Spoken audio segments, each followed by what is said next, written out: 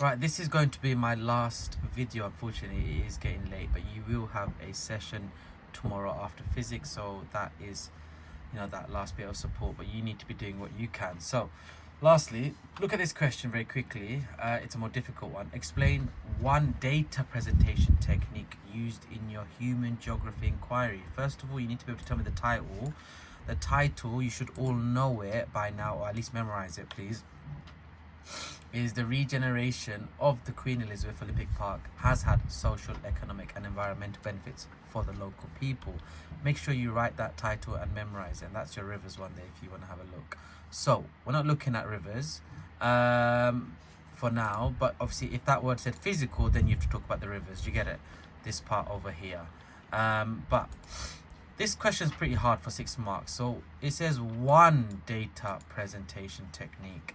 How do we present our data? First of all, I hope you're aware that there's all these resources that have been sent to you.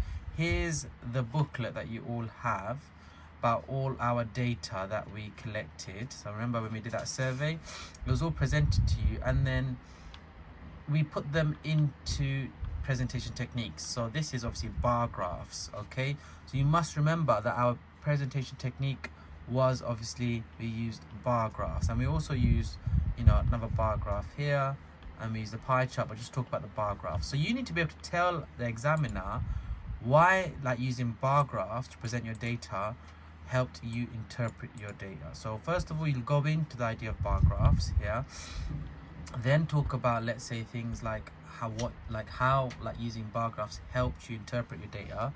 So essentially you have to talk about things that are good about bar graphs. So the mark scheme says obviously bar graphs help show accurately proportion.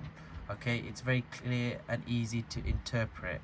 Okay, you could also for this question argue that it's very clear and easy to interpret with using bar graphs. Okay, you could also argue how actually it was very easy to also carry out and complete, which makes it very easy to understand. It's very clear. What else could you say? You could also look at this booklet, guys. Everyone got this booklet. If you look down, you should all have a physical copy. Please go over this when you can. And if you go down to this page where it shows you all the types of graphs and symbols, so please do look at this. If I go down to bar graphs, it shows you the pros and cons. So first of all, good visual representation of statistical data. You could argue that it's very easy to construct, and it shows you patterns more clearly, easier to read and interpret than tables of data. If I presented, let's say, this inquiry in a table, it'll be harder to interpret. So essentially, if you talk about that would get you some marks. Okay, and we there are other things you could obviously look at. So let's very quickly fly through things like this. Are you ready for questions like this where it asks you, why is your location suitable? Okay, you should have practiced this. It's at the back of our books for most of us. You've got answers for this. How come your location was suitable? So talk about, it was a 10-minute bus ride. It was very close to home, and it was very easy to get to. Okay, obviously I'm just looking at human. You need to look at the rivers one. Why was your rivers one very easy to collect the data? Was there a low tide? We went down the lower parts of the river. Other things you can talk about, why was your topic quite suitable? So the topic being suitable because you could argue that actually here the Queen Elizabeth Olympic Park was easily accessible. We could easily make links back to our studies because we looked at regeneration and stuff. And then with rivers, you can also say that topic suitable because we actually studied rivers. We looked at, the changes in, bed load, so rock sizes in the river. Other things you need to know, like your risks for your investigation. So please know that, what were your potential risks? Human risks. You must know for the human one, the one we went to, like Stratford, we could have got separated on the bus. Could have been knocked over. There could have been aggressive members of the public.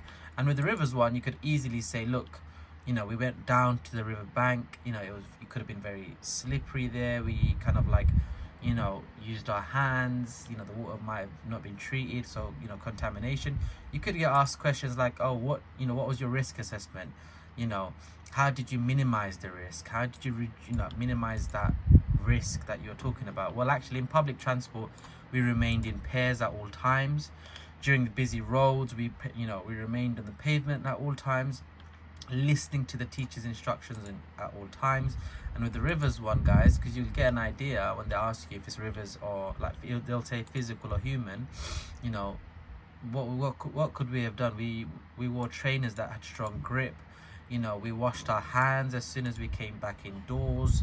These are things you could easily talk about. You get these questions that you should have practiced. Why is photographs are good? They give you the option between photographs and field sketches. Go for photographs.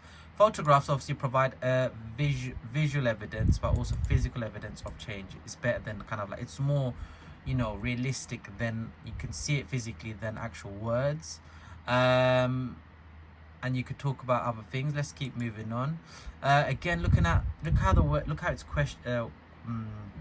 how it's worded. It will say like, why justify one primary collection method. Remember, your collection method was like, oh, use questionnaires, okay? And for this one, for your physical one, you used a ruler to measure the size, and we also used the chart to see the roundness, okay? And you want to justify why that method was effective, okay? Best of luck.